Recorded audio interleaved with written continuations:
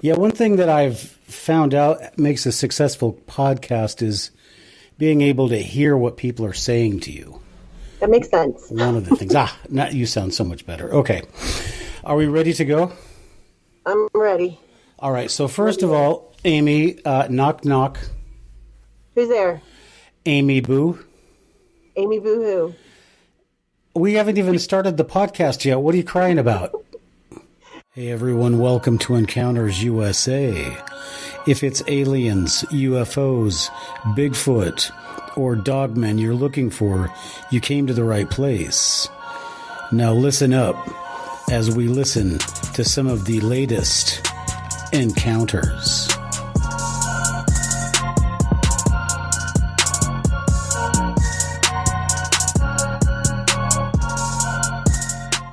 Well, hello everybody. Welcome to Encounters USA.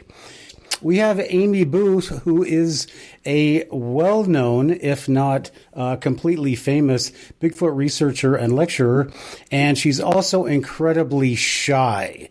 So so we coaxed her out, and she's going to talk to us for about an hour today about Amy, about what she's doing as far as her Bigfoot research. And I promise you, it's going to be a very interesting podcast, just because of who Amy actually is and what she's doing. Before we get into that, I want to make a couple of house cleaning announcements. The first one is next week we will have Brian Forster on, who will be talking about the Paracas skulls and the DNA testing they're doing down with those in South America. So that's very exciting. And the other announcement I have, I cannot remember what it was, but I'm sure it had something to do with you hitting that subscribe button on our channel. We're growing very fast, and it's all because of people like you. So, Amy Bue, well, let's get down to brass tacks. You're right now in Ohio, correct?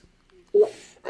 You want to give us a little background about why you're in Ohio and how that led you into your interest in Bigfoot?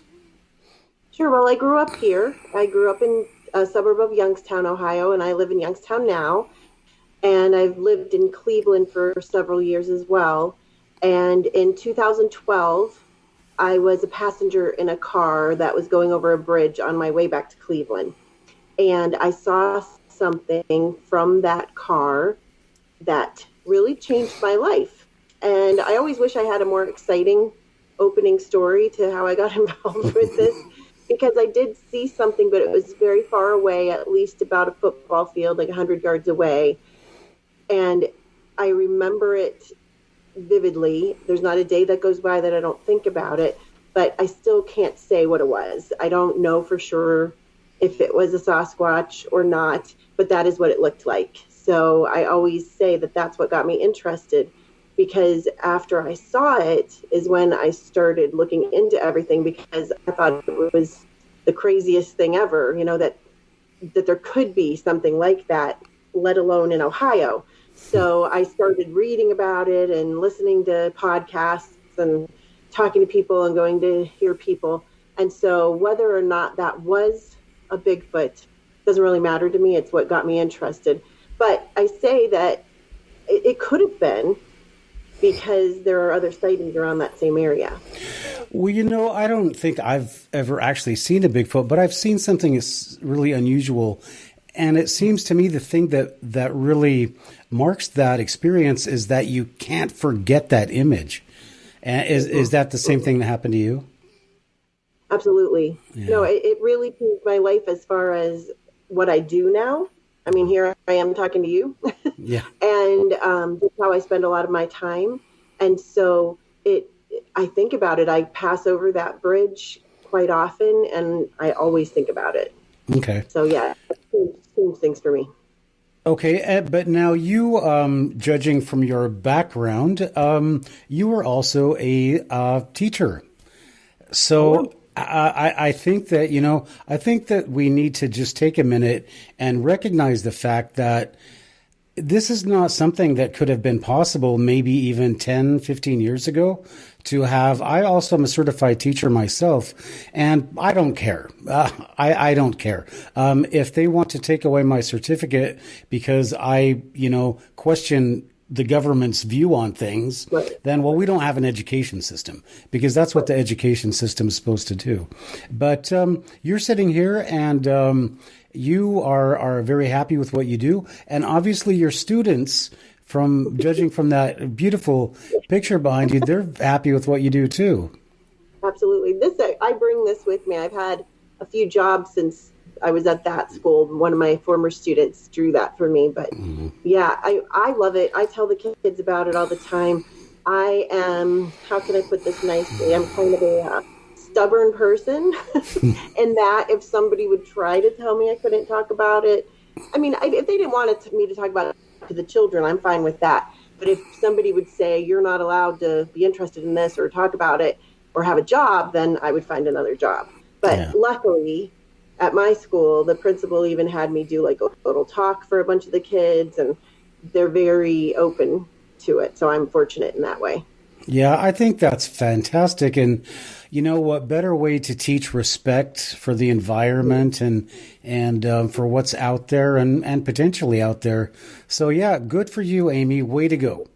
Thanks. I think everybody watching this or listening to it is going, great. We've got a good one out there. So that leads you into being a Bigfoot researcher. So you had an encounter and then you got, somehow interested in it. But when did the rubber meet I shouldn't say rubber meet the road. When did the hiking boot meet the dirt trail? Well, I've always loved hiking and camping, but I had gotten away from that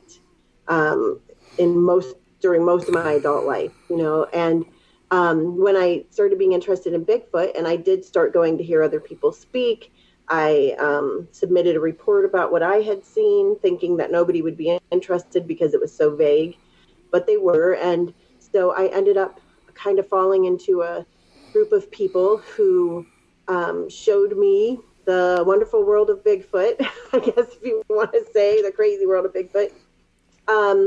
And I started going with them camping and hiking and doing all that kind of thing. And eventually it landed me with the opportunity to become a researcher with the Bigfoot Field Researchers Organization, which they were a part of. And I did that for several years. Recently, I left that organization to kind of become a free agent, if you want to say, and moved on to some other things. But that's how it started. That's who I met. I since learned, I learned quickly that there were a lot of other Bigfoot organizations out there and people interested and people that just did it on their own. But that's, where I started, because that's who I met. Okay. Yeah, you found what I found when I started doing this podcast is that there is a very intricate social network with Bigfoot. And we're gonna talk about that towards the end of the show because that's kind of fun. In some cases, sometimes it's not, but we're gonna talk about towards the end of the show. So what can I? And I'm not trying to figure out your age or having you say your age, but how long ago did you start getting involved with these research groups? Well, I'm fine saying my age because I'm happy to be here. So I'm 50. And I started in 2012, so early 40s. Okay. Started doing it was nothing I ever thought about before. Like I was not into Bigfoot when I saw what I saw. Okay. And so, what would that'd be like 7? So you've been doing it for almost 8 years now? Almost 8 years, yeah. Okay. So not as long as a lot of people, that's for sure. Sometimes I get reamed a little bit for not being in this longer, like I shouldn't have an opinion about things because I'm newer than other people. But I feel like I do the opposite of that with new people, because a lot of times when you're new, that's when you start reading everything and you start really getting into it. So I feel like I've done my paid my dues a little bit to be able to at least have an opinion. I'm not saying I'm right about everything, but I think it's fine for somebody who hasn't been doing it for forever to at least have an opinion on things and to be educated about it. Right. And what separates you, Amy, is you have made up a lot of lost ground. You started out in Ohio, but that is not, you don't just focus on the Ohio area. You basically cover a lot of the country, correct? I do as much as I can. Uh-huh. I I spend a whole lot of time in Pennsylvania. And if you're my friend on Facebook, you see I put a lot of posts about everything I do, like probably too many posts. But when I do research in Pennsylvania, it's usually not out there because that's my favorite place to go, and it's kind of personal, I guess. But I'm out in the Allegheny National Forest a lot, and that would be my base ground, I guess. But I do travel. I love to travel. I make it a priority in my life. A lot of people will say, "Oh, you're so lucky you get to go here or there," and believe me, I feel very fortunate. But I also work really hard so that I can go to different places, and that's what I spend my money on. And I'm very cheap, so I find find the most inexpensive ways to get places. So I do. I've been out to the Pacific Northwest this year, I think 4 times this year. And I go to Kentucky, go to West Virginia, New York State, Pennsylvania a lot, Ohio as well, and Michigan sometimes. So I do as much as I can. Yeah. Yeah, I saw you at our paths crossed at the Sasquatch Summit out in Ocean Shores, and just we never got to talk. Exactly. You passed me, I passed you. I was so busy trying to get people to interview. I just didn't have the time, and I didn't even know what to say to you or anything. And I figured you'd think I was some creep or something. So I kind of we're both busy doing our own thing, but it's good we get to talk now. Yeah. Well, okay. So in your research, what's your favorite area? My very favorite area, besides just, oh gosh, that's a hard question actually. My favorite area of Bigfoot research specifically would be audio. I think it's fascinating, and I feel like some of the audio that different people have caught is some of the best evidence out there. Because if you use things like Audacity or different programs that you can put that audio into and prove by a visual graph that it's not an owl or a coyote or a person or anything else like that, at least you have something really interesting, something that's unknown. Now, that being said, if somebody sends me audio and it's very intriguing, I still can't say it's a Bigfoot or Sasquatch unless I saw it making that sound, so I'm still skeptical, but I really find it very intriguing, whether it is howls or screams or calls that are unusual. When you put that all with, like, if there are footprints found or visual sightings, you put it all, it makes a story. Of that area. And so I really do enjoy putting everything together, but audio is I'm a big fan of it, and I'm trying to learn more about it, how to process things. I heard David Ellis's presentation at the right before the summit. I had never heard any of that stuff before, and that really was an eye opener because when they start to compare like primates and then the things they're recording in the forest, it's pretty similar. So it is. Yeah, well, we're gonna talk about what you think Bigfoot is, but we're gonna put that on the back burner for a little bit. That's an amazing point that you make, because that really is, besides finding hair samples or whatever else that nobody's going to admit is Bigfoot, you can at least prove this is anomalous, that this is not, something that we know. So that's something. Have you personally got samples of these? I do have some audio. I do. And it's interesting because I don't know what it is. I get sent audio a lot, a lot. And I think one of the reasons it's so exciting to me is I like a mystery.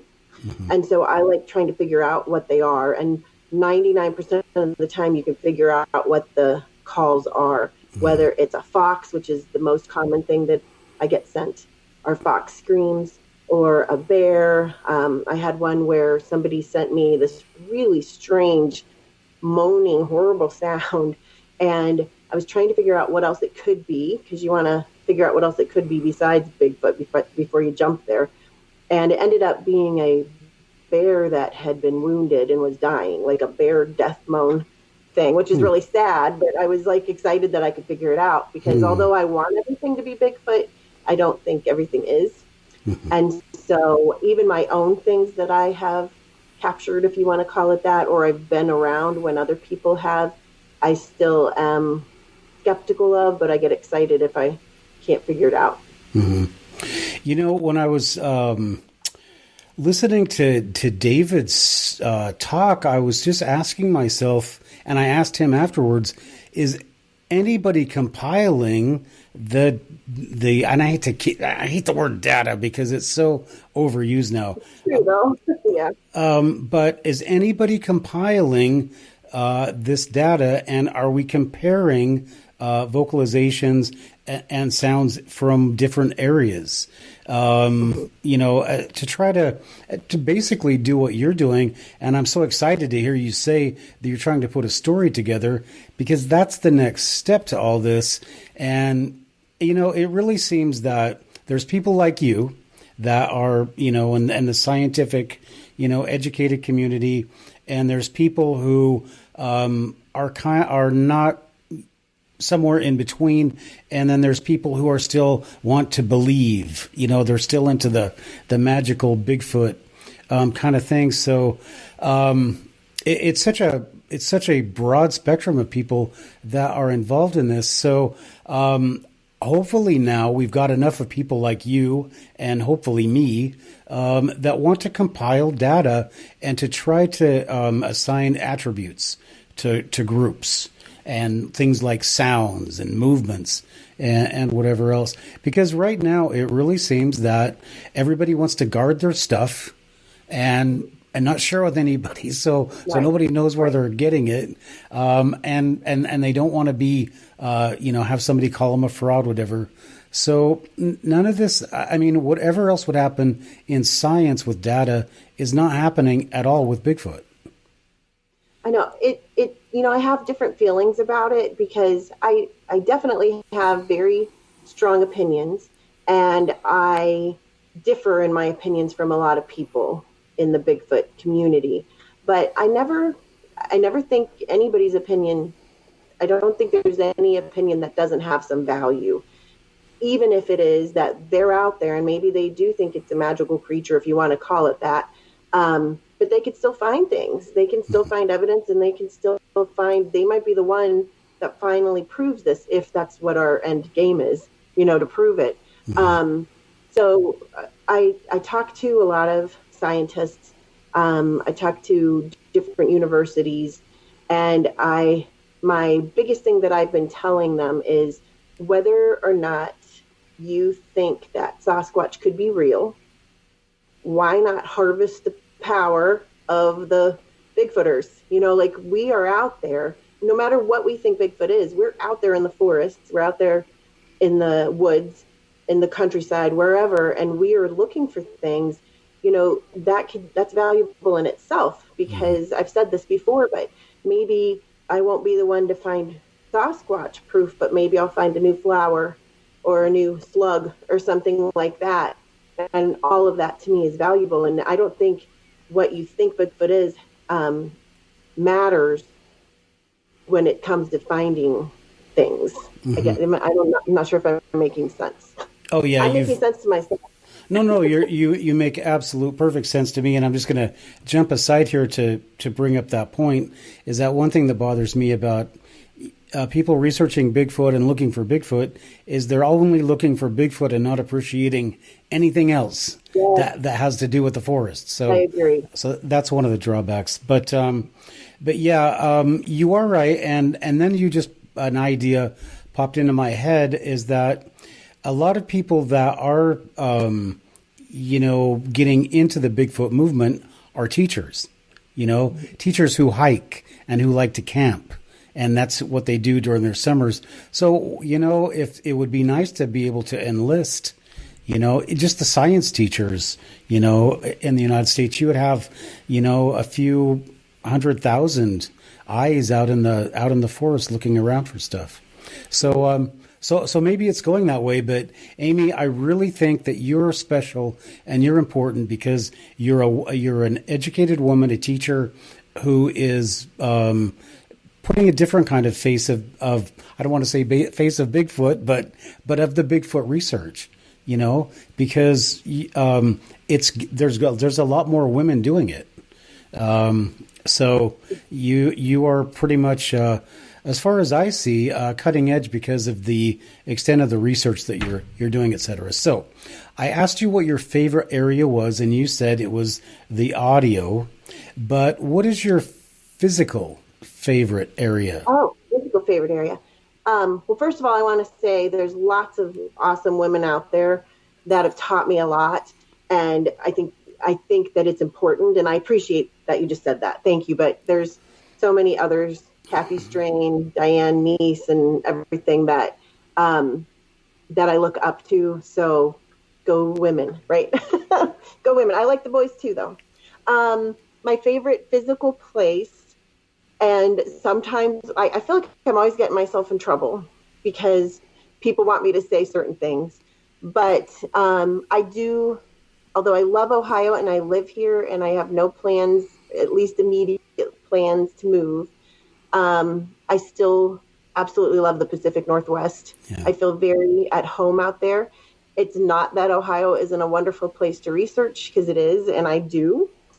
And Pennsylvania is another one that I love. And it's just because I grew up, we had a hunting cabin in the Alleghenies of Pennsylvania. And so that's where we spent time. That's where we spent our vacations. And so I just love it there. But Ohio is awesome too. So, and I have certain places in Ohio that I do like to research. But if I could research anywhere, it would be out in Washington State and Oregon, because it's just amazing out there. I love it. And I love it. Put Bigfoot aside. Let's pretend there is no Bigfoot. We don't know, but I just love being there. It's beautiful with the forests right alongside the ocean. And I love the whole way of life out there.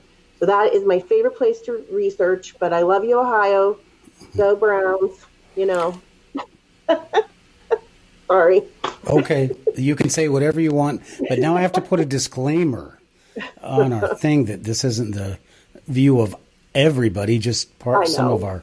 No, that's fine. That's fine. Actually, you reminded me of what I wanted to say for my announcement, and you reminded me of something else. I used to work with a guy over in Saudi Arabia from Cleveland, Lukeman Williams. Lukeman, I'm going to send him the link to this. So, Lukeman, I just want to say, hey, what's up, brother? And I hope you're doing well in Ohio. I'm glad to see the Browns finally won a game.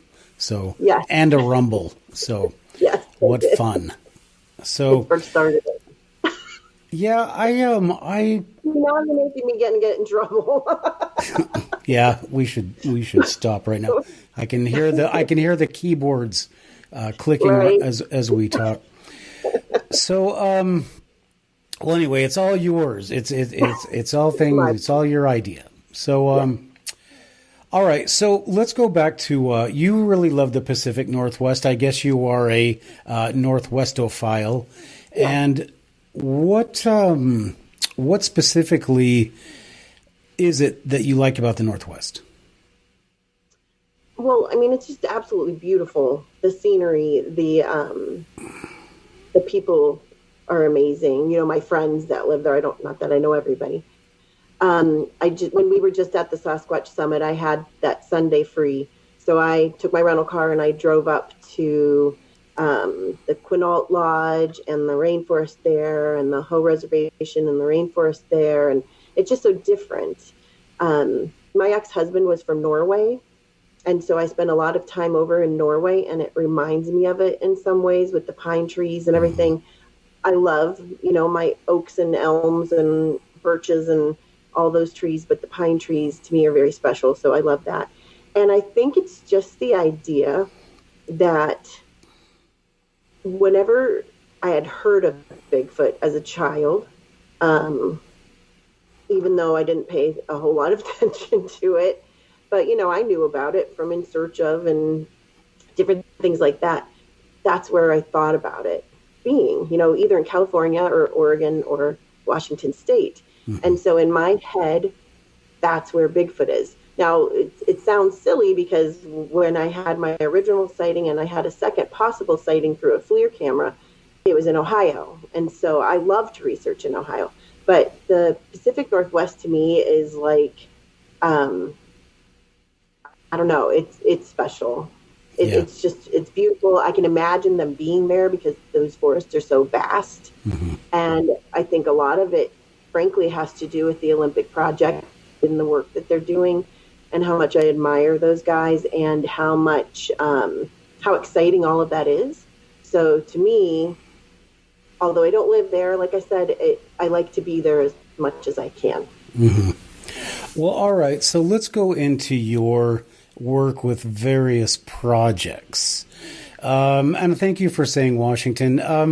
I just want to add, as I do in every chance I get, is that unfortunately they're destroying this place, and it is just it is a nightmare. It's horribly sad, and back in the 80s and the 70s, you had, and some of the 90s, I guess, you had all these environmentalists. Well, where are they now? I mean, right. There's so much urban sprawl, and I mean, just what kind of people go to a pristine area? I mean, you've seen it. You'll be out there in a beautiful forest. Somebody just dumped a whole bag of trash right there. And you go, What kind of people are we bringing?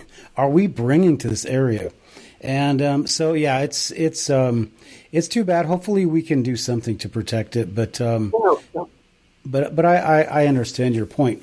All right, so let's move on down our list of items that we want to talk about. And you are with the Olympic Project, but you didn't start with the Olympic Project. What attracted you so much to them? Well, I just want to say, like, when they asked me to become a part of their team, I was absolutely shocked. Like, I saw this message from Derek Randalls, and I'm like, what? What? Because I never would have thought about that, because I live in Ohio and they're in Washington. Right. But it was funny because I had just left my prior organization, and I was kind of just going to be like, okay, I'm just going to be on my own, and that's fine with me, just do my own thing and have a group dynamic and blah, blah, blah. Well, it was only a few hours after I resigned from the one that I got this message from Derek, and I remember him saying, wow. If you need more time to think about it or whatever, but we would really like to have you join us. And I really didn't have to think about it, because to me, if there was any organization I would want to be a part of, it would be them. And there's so many reasons. It's just the work they're doing. It is the type of people that they are, which is the most important to me. People of integrity and people, just good people. Like they are really, truly my friends. And they work hard. They're honest. And I'm excited to be a part of them. I still pinch myself a little bit. It's only been a few weeks. Well, I'm pinching myself. You're doing my podcast, so it's I guess there's a lot of pinching going on. Yep. So, Amy, let me. Are you going to tell me who you left? Did you mention that before and I didn't hear it? Yeah, I did. I was in the BFRO, the Bigfoot Field Research. That's a big group, though. It is a big group, and that's the group that I was talking about that I kind of fell into. Those are the people that I met right away. I didn't know there was a world beyond that, and we just parted ways. So okay, yeah. It's like a broken romance, and we parted ways. But what amazes me, Amy, is no romance. But I have to say, the BFRO, there are a whole lot of good researchers still in that organization and good friends of mine in that organization. So nobody will ever catch me saying anything bad about it, because I appreciate the things that I did learn. I worked very hard for that organization. And so we parted ways. I mean, I guess I shouldn't put it like that way. I guess I left. So, Well, another thing that is really funny, I guess, is that you're a free agent for a couple hours, and you got picked up by the Olympic project. You're like Russell Wilson or what's his face, Richard Sherman or something. So somebody. I don't know anybody on the Browns, so I can't make any. Can't make any. Anyway, but that's a pretty funny story that they just picked you up just like that. Now, did they tell you why? I mean, why they want somebody from Ohio? Well, we've talked about it a little bit. They're kind of spreading out a bit with what they're doing, but it was a good fit because Shane Corson, who's obviously an integral part of the Olympic project, he's in a project that I head up, or co-head up, I should say. And we talk a lot, every week we work together a lot. So it was really a good fit, it's kind of, he was in my group and so now I'm in his group type of a thing. Yeah. And you're the only one without a beard or a mustache. So I've noticed that. There are women in the Olympic project. Are there? There okay. are. I'm going to have to look a little bit closer. Way before me. A lot of very smart, wonderful women too. Okay. Well, I'll tell you that I've been doing this podcast for over 6 months now, and I've skirted around because we do aliens, Dogman, and Bigfoot. So I've skirted around. I've had a lot. I've had a lot of fortune in being able to talk to like Ron Moorhead and Robin McRae and Melba's assistant, and so I've had a lot of really interesting guests, but no, I've never. Oh, and actually, Rich Germeau was my first guy. You know Rich? I know who he is. Yes. Okay, well, he was the first guy that basically got me introduced to the whole Bigfoot scene, because before I talked to him, I didn't know pretty that much about it. But so he told me about the Olympic project, but I've just basically skirted around them until the summit. And that was the first time I ever actually talked to Derek and et cetera. So, but it is funny because I grew up in Squim, you know where Squim is, I assume. We lived in Forks for a little while, and but that's where I want to move. That's where I want to move. Really? Someday. Well, someday. Do you know why they call it Forks? I don't. I always guess I assumed it was something about forks of a river or something. No? Nope. Somebody's name? No, it's because the family trees out there, they don't. So. Really? Yeah. Okay. So, did you get that now? I can't believe you. Okay. And probably it's the only place in actually I went to the 5th grade out in Forks. Okay. So anyway, but still they have Twilight stores in Forks, I think. They still do. I got my picture taken in that, cutout thing. I got to be Bella with Jacob and Edward, so Team Edward here. Yep. Still hanging on to that. So it's a lot great. Of teaser of teenage girls, so. And you said you went to the Lake Quinault Lodge? Yes. So isn't that fascinating? It is. It's beautiful there. Yeah, I took the she squatchers out there, and the sad truth is it's rotting, and they just don't want to fix it. So eventually they'll just condemn it. So sad. It is sad.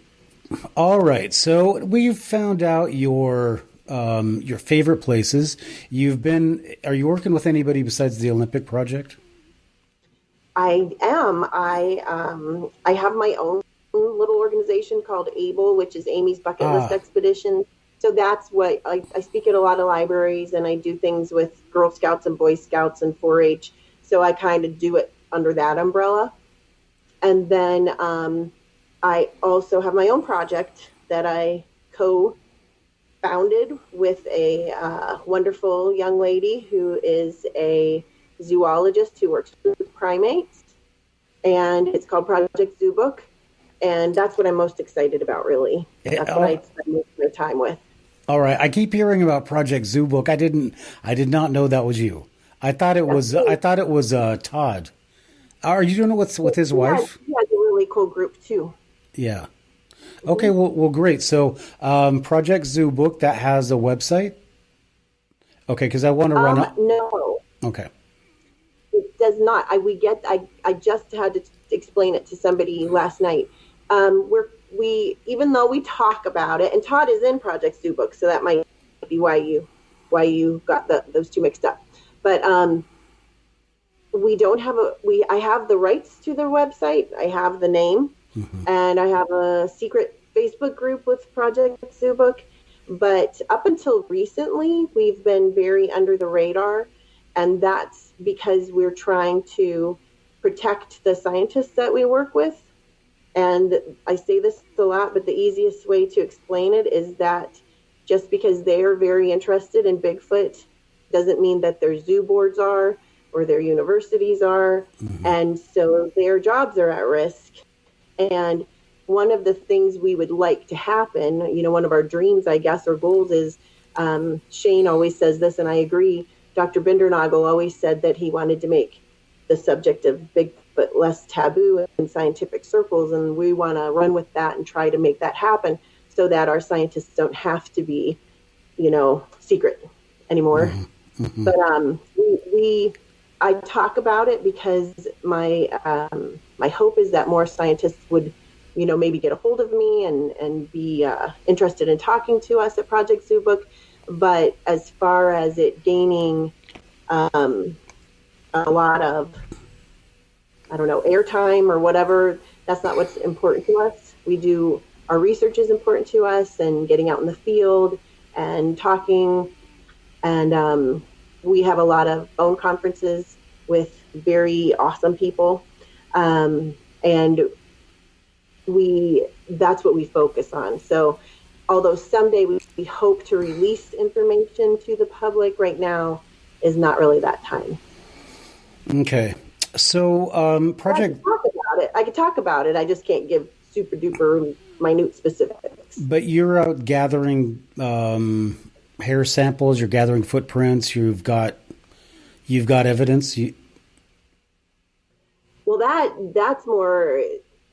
I would love that to be true, but not as of yet with Project Zoobook. I always say I'm not the most lucky of Bigfoot researchers because I don't really find a lot. But with the Olympic project, so you have the Olympic project, you have Project Zoobook, and we've kind of joined forces a bit. They're the ones that are finding more of that stuff.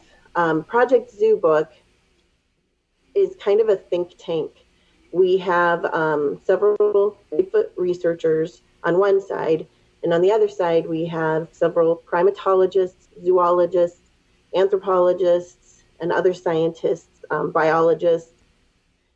We have an entomologist that's going to be joining us on a call. We have a marine biologist who she's going to be joining us on a call, and some different college professors.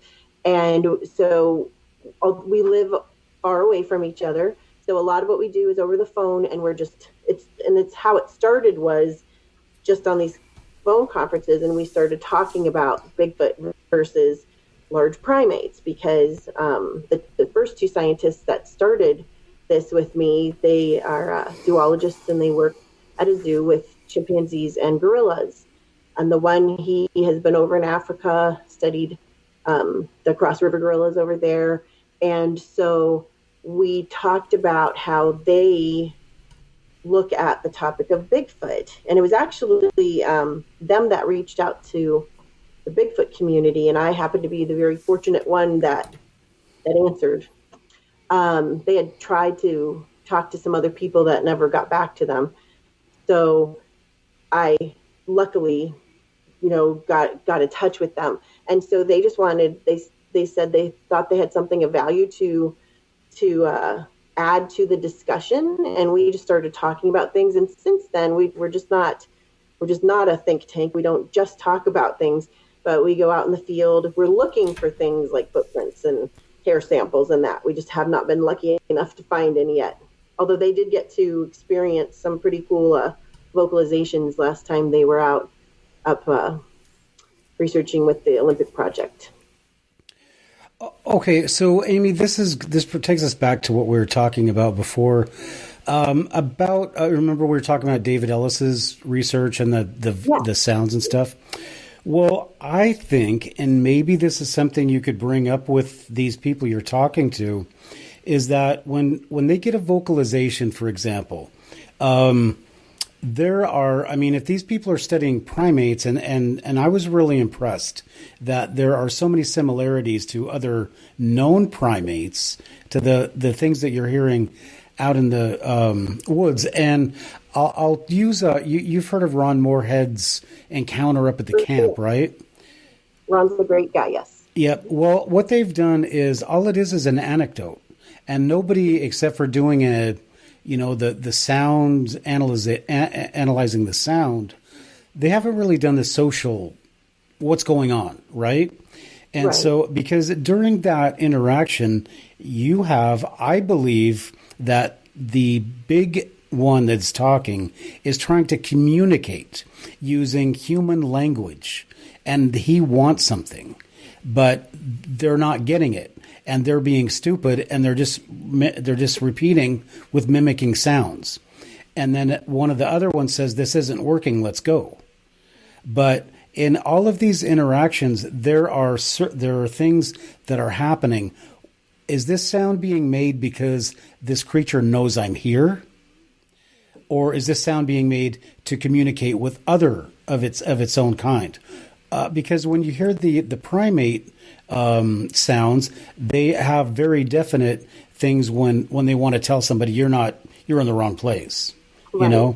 So I think that when they are accumulating this information, and I don't want to say data, I'm going to say information, but the circumstances of, do these things know we're here?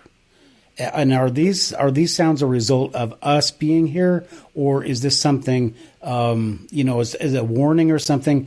Because all the sounds are come around for different reasons, and so the reason of the sound should be something that people should try to add.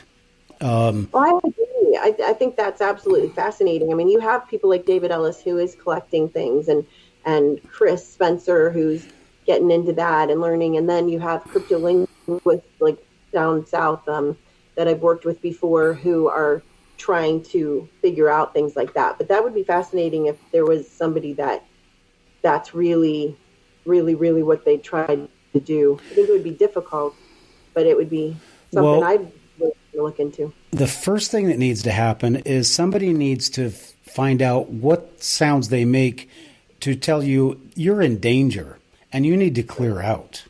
That should be the first thing, is what kind of, and they have those primate, noises that they, from baboons or whatever. And those sound pretty similar to what's happening out in our woods. So that would seem like would be the first thing that people should be looking into, is what is a warning that these things are giving off. That would be interesting. What's that? That would be. I mean, I said that would be very interesting. You have to go with the hypothesis that the sounds are indeed a Sasquatch, mm-hmm.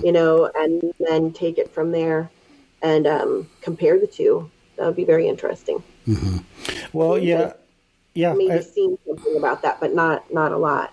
Yeah, but just having the sound and then not having the, because I guess what we're looking at is the social aspects of it, and also, Amy, the last thing I want to mention that I keep forgetting to mention is that now that we're talking about all the stuff in the Olympic project, is right now it's in the works. I work with the UFOI team, and I've got Todd Neese, his group is interested in this, and I've approached the North American Dogman project in Washington State. So we're talking about a joint venture, right?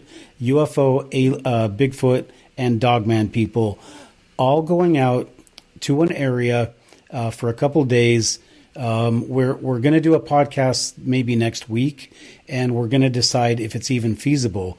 But we have the 3 separate groups now are talking about, let's go out and do a joint project. So Encounters USA is going to try to bring them together, and it might come up to nothing, because it's very hard to organize these things. But I saw the hardware that the American Primate Conservancy has.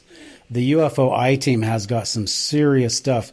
And I know the Dogman people, Yoan Stewart up here in Washington, he's got a lot of like FLIRs and et cetera. So if we can make this happen, we got enough people and enough hardware and technical stuff that we can seal off a pretty big area and see what's there. So maybe you might want to get back out here for that. I think, it's funny because a lot of times if you have somebody who only thinks Bigfoot is real and somebody who only thinks Dogman is real, although usually Dogman people also tend to believe in Bigfoot too. Mm-hmm. I'm kind of like, why not work together? Again, it goes back to that. You shouldn't be afraid of what you're going to find, Like, if you don't think Dogman is real, and I have my doubts about it, but I'm not afraid to go out and look, and if I see one, then yay. That would be really interesting. So I think that would be fantastic if different groups work together, using all of their equipment. Who knows what you'll find? So that's part of being an adventuresome person. Yep. Yeah, well, I couldn't believe that the only group I didn't hear from, and I understand, is the Olympic Project.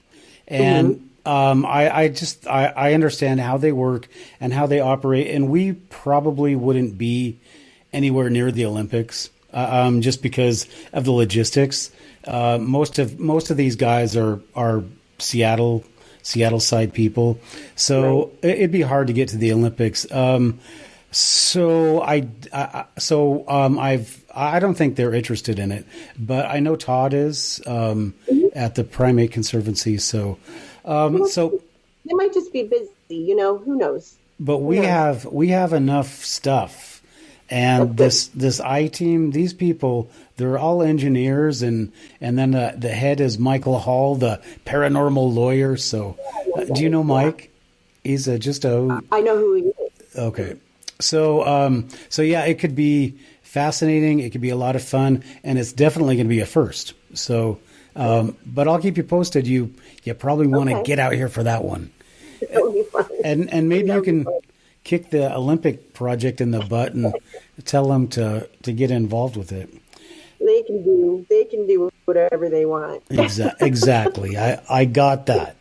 But they did. Derek said that I would be welcome to come out and do research with him. So that's cool. He's a good man. Yep. So it's funny. Derek and I are the same age. He grew up on the Hood Canal. I grew up in Squim. So kind of parallel lives, but different. Yeah. So yeah. All right. So what's your approach to? Maybe it's too late to even ask this question, but when you're doing your research, what are you focusing on? Mostly, you said it was vocalizations. Are you looking for other things as well? Well, that's what I find fascinating. Yeah, I mean, I do. I have different long duration recorders that I have out in different places, and I really am interested in audio. But basically, I mean, like I had a gentleman who asked if he could come out and watch me Bigfoot because he wanted to know what you do, and I thought that was a. I'm not sure that's legal. I'm not sure that's legal in a lot of states. Right. So I'd be careful. I was like, well, it's not rocket science here. I mean, you have different things that you try. You might look at topographical maps, and you might look for certain types of environment that more sightings come from. If you're out in the Olympics, and Shane talked about this at the summit, that you look on ridges. He tends to talk about ridge apes, And so you look for that. So it's not that you don't do anything. And we always say to follow the waterways, just like any other type of an animal. And I think that if Bigfoot exists, that they are some type of a primate. That's where I focus, where my head is. You look for water and food sources and cover and all of that. But basically, I'm in the woods. I like to spend a good deal of time in the woods in one spot. Normally, when I first go in for several days, I just camp, and I hike, and I'm not doing anything different than anybody else would do. And, so you're looking at the ground, you're looking for prints if you can find them, and you're listening a lot, for vocalizations or whatever. But I would say I'm not a big tree knocker unless if I'm doing it like with kids, like with Girl Scouts or something, and they love, whacking on the tree. And I'm not saying that that's not a valid thing to do, because who knows? I mean, chimps do that, right? And so, and I have been around where we've heard really powerful, what sounded like wood knocks. So I'm not discounting that, but I'm not like going to be rushing to do that when I first get to a place. But if nothing has been happening, and I think that this is a place where I know that people have said that they've seen things or had things happen, I'll try that, toward the end of my time there.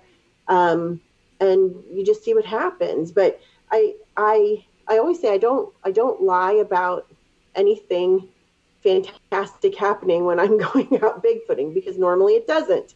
And so normally you spend a lot of time and a lot of stuff does not happen. But then I'm also not going to lie when something does happen, and if people don't like it that I say I think it could have been a Sasquatch, then I don't really care.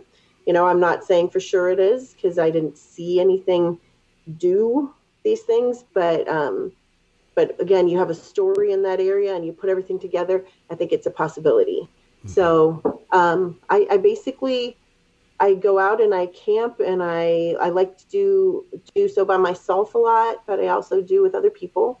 I enjoy solo camping and do that as much as possible. But I think it's important to try to stay in an area for a good length of time. Now, that being said, most of the reports I've taken from other people have been like road crossings or something that just happened. So, maybe I'm going about it the wrong way, but that's how I research. Yeah. Yeah, that's an interesting point, is that it seems that people who are looking for Bigfoot are the ones who are not going to find it. So, right. Exactly. So, yeah. But you never know. Yep, you never do, and you never know when you're going to come across, some evidence that they left behind. All right, so Amy, we don't have a lot of time left, so let's just make sure that people understand. You don't just research the Pacific Northwest. You don't just research Ohio. You are researching like everywhere. What are some of the other places you're researching? Well, I have plans in the spring that I am planning on going out to Arizona. I've been invited to go out there to visit with some Native Americans who have said that they have activity out there, and we'll see if that happens. I'm like 90% sure that's going to happen. And then hopefully, fingers crossed, I was up north of Spokane in September, yeah. And I got to do a wonderful expedition with group, Stephen Major's group, Extreme Expeditions Northwest. Am I saying that right? And anyway, no, I don't have that hat on. Anyway, so we were up there and we did a little documentary that it has not come out yet, but I'm excited to see it. And they have kindly asked me to join them next year on another expedition. I'm just not sure if it's going to happen yet. So if that happens, it will be out in Alaska, and I'm really super excited about that. Can I just say I hate you now, or should I wait till later on in the podcast? Don't hate me. That sounds like fun. Wow. I know, it sounds so fun. Wow. I got to do something down in South Carolina with Mike Richburg. He set up a group of us. We went down, and I led a small group of women to a remote location where some other women campers who were not Bigfooters, but they said that they saw a Sasquatch. So we wanted to see if lightning would strike twice. So we backpacked in, and we filtered our own water, and we chopped up our own firewood, and it was a lot of fun. I enjoy that kind of thing. Wow, so do I. You're making me sick. All right, Amy. You have just a great life. All right, so going back to your going out to talk with the Navajo, mm-hmm. and what are they seeing? Because I'm going to load this question with there's something going on, Skinwalker Ranch, portals, blah blah right. blah. Is that what you're going out to look at? Not no, Skinwalker Ranch, but a possible portal connection. No, this is.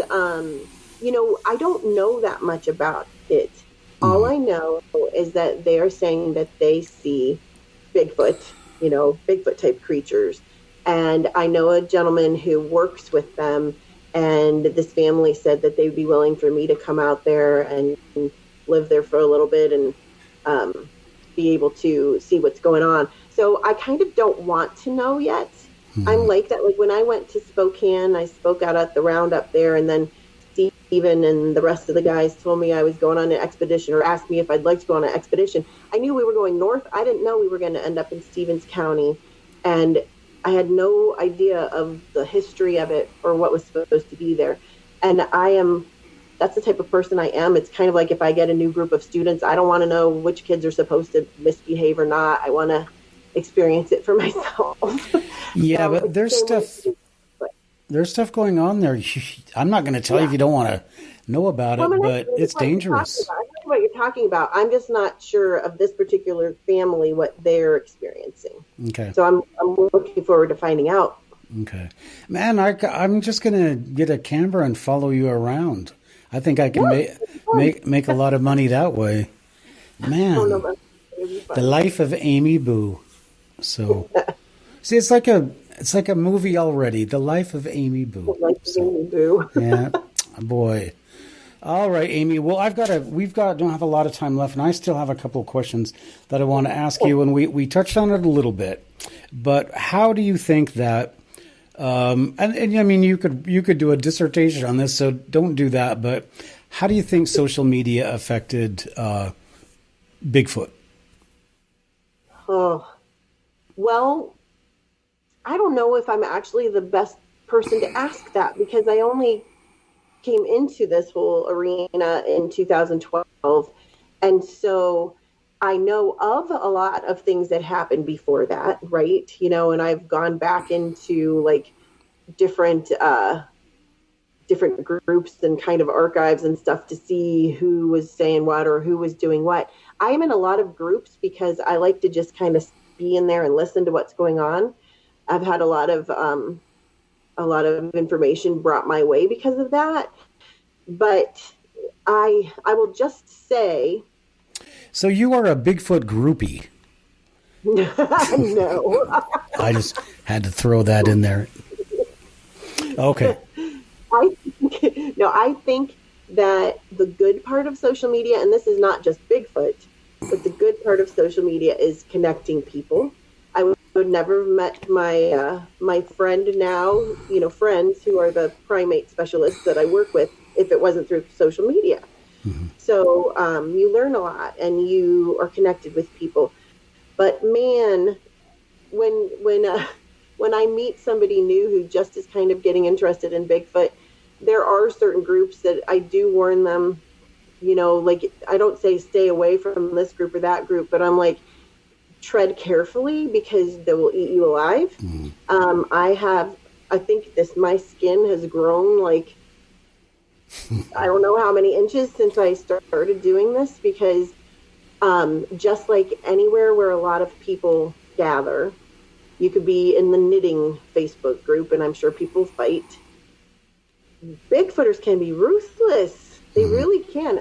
I say I have met some of the best people I've ever met in my life in Bigfooting, and some of the worst. And some of the worst are not necessarily people I met through, well, they aren't people I met through social media, but they're out there too. And, you just gotta be careful. I have opinions and I'm not afraid to say them. And if that makes people not like me, then I don't really care. But my opinions that have been more controversial have been in sticking up for others. I'm not afraid of bullies, I guess. Yeah. I think social media is weird, and I think your experience with the BFRO, I don't know what exactly that was, but it would seem to me that in a big group like that, you can have a disparate group of people, and you're always going to have people here who join that just do it for the reason that they think it's a bunch of crap, and they're going to trash everything everybody says. And it just seems to me like in social media, you don't have to have an education, you don't have to have a good job. You can just trash people, and I guess that makes people feel good or something. And people say things that they would never say to people in person. I mean, that's a cliche about Facebook or social media, but it's true. Yeah. And as far as the BFRO, there are so many good people in there. Were there some people in the BFRO who were not good to me? Absolutely. Is it because they were in the BFRO? Absolutely not. Yeah. You have good and bad people in any organization. Yeah. So I hope the BFRO, continues and finds fabulous things. They just won't be doing it with me. Yeah. Well, I'm sure they're going to miss you, Amy. And we were also, I guess we're going to miss you too. But before we let you go, we kind of have an idea of what you've got planned for your immediate future. But what do you expect to get out of all of this? What's the end game for Amy Bue? People ask me, why do I want to prove that Bigfoot is real? And I'm not really sure that I do. There's a big part of me that even if it comes down to something as simple as liking the mystery of it, that's true. Mm-hmm. But overall, especially after I've been working with these primate specialists who are, working with animals whose natural habitat is disappearing, you talked about Washington being so different now, and where are the environmentalists? It's kind of like, okay, if Bigfoot is real, and I do think that Bigfoot is real, but I always say I have this much doubt because I have not had a sighting where it's right there,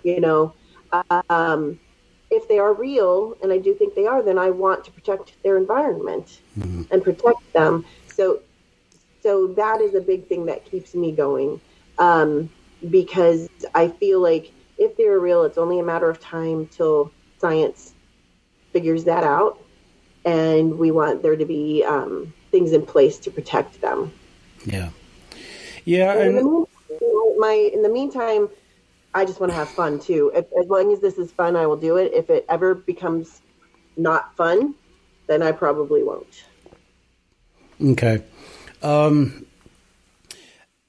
of the belief that, as you mentioned, and you mentioned so many things that are right on.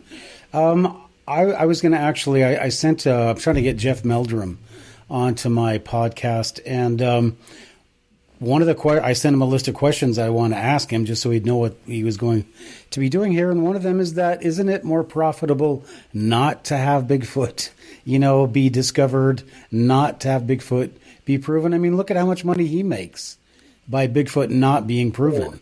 Well, I know Dr. Meldrum, and I know what he would answer to that, or I believe I do, is that he's not in it for the money. He's in it for knowledge. And that's the same with me. Like, I want to know. I saw something and I want to know what it was, So I'm sure that's what he's going to say. Okay, I don't know if the word is altruism or whatever, but that aside, this is a multi-billion-dollar industry. You're right. No, you're right. For other people, I could see your question being very poignant. Yeah. So once Bigfoot becomes discovered, once it becomes commonplace, then I mean he's just like a bear, or Right. so, No, it's true. That's what, like, I want there to be mystery because I think it's fun. Like, I don't know how to explain it. But then there's the other part, more practical side of me that I'm like, okay, these creatures are real. We want to protect them. I don't care. I never set out in this to be talking to you, although I'm very happy that I'm talking to you. You know what I mean? But that wasn't like on my radar. I never well, thought that the talk mealing at a is library or yeah. anything. So I do it because I want to spread the word about Project Zoobook. I want people to know that there are intelligent people out there that are interested in this topic. I'm not saying I'm super intelligent, but people that it's not as crazy as it sounds. It's not as crazy as it sounds. So that's why I do this type of thing. Okay. And I was just going to say the mealing is futual. I also appreciate talking to you, Amy. All right. So what about these people that I heard Ron Moorhead say woo, and that was the first time I heard it. And I guess I would be in that crowd because I don't think Bigfoot is just a dumb ape. I think there's more that is associated with Bigfoot, and that is why he's lumped in with a UFO question and the Dogman question is because these are things that we don't maybe want the answers to. So, am I hurting you by saying, "Oh, well, you see Bigfoot and UFOs together"? So, am I hurting your efforts?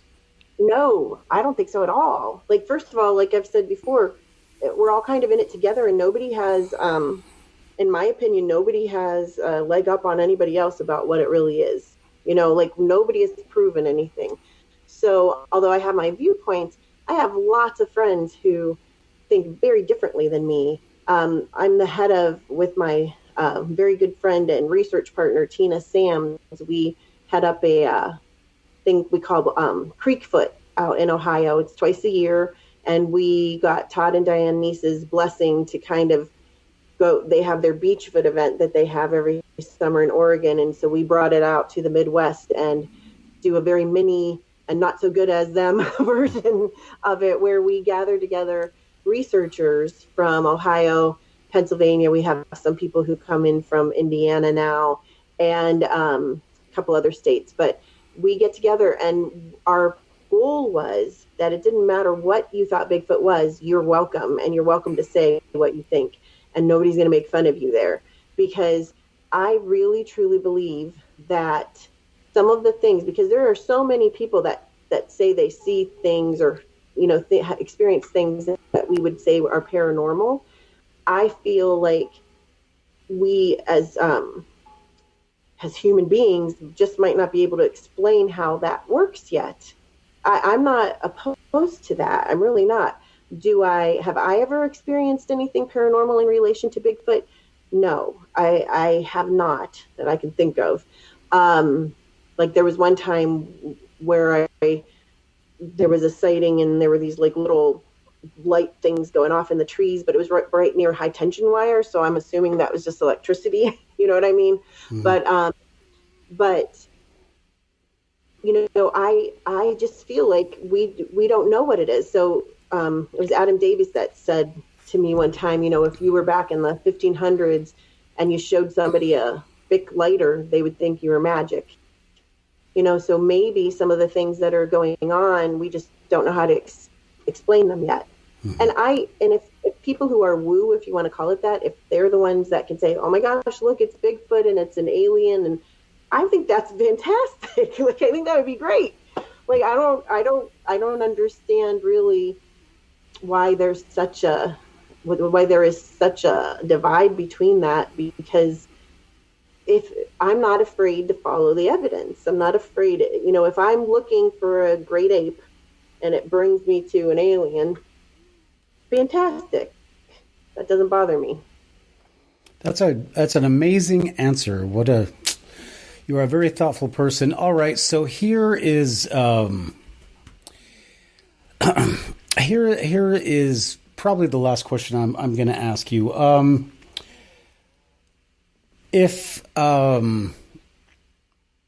you were to see a Bigfoot, what would be your reaction? Would you be scared, or would you be into communicating with him?